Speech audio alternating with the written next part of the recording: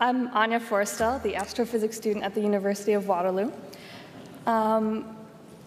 People always ask me about the moment I knew I wanted to study astrophysics. And I always answer the same thing. I don't have one exact moment where I knew. It was more of an accumulation of moments.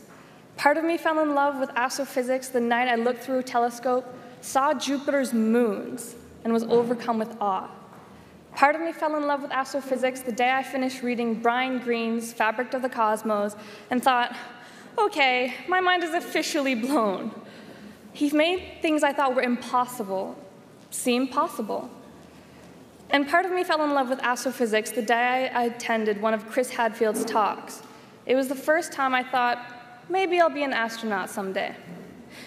And I think my parents realized I was falling in love with astrophysics when one day my father was looking for the book he was reading, The Physics of the Impossible by Mikio Kaku, and my mother found it in my room. I was 11 years old. All of these moments confirmed little by little that astrophysics was my passion.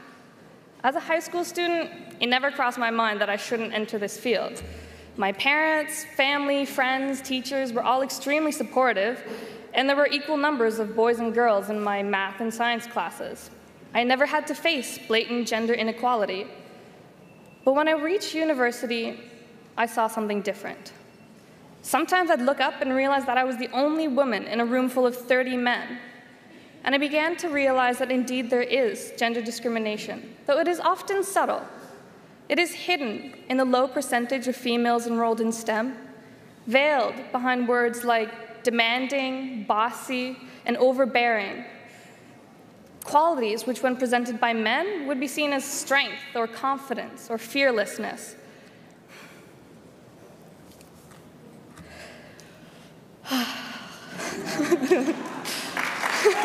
Thank you. Receiving the Heforshe Impact Scholarship was an absolute thrill.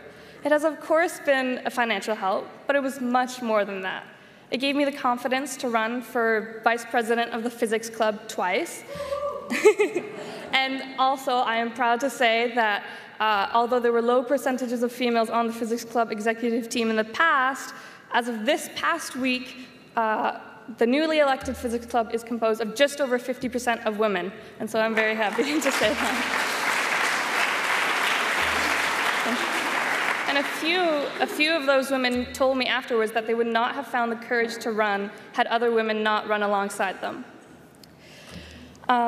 So the Heforshe Scholarship, as I was saying, gave me the confidence to run for vice president, and it also, oh, I'm nervous.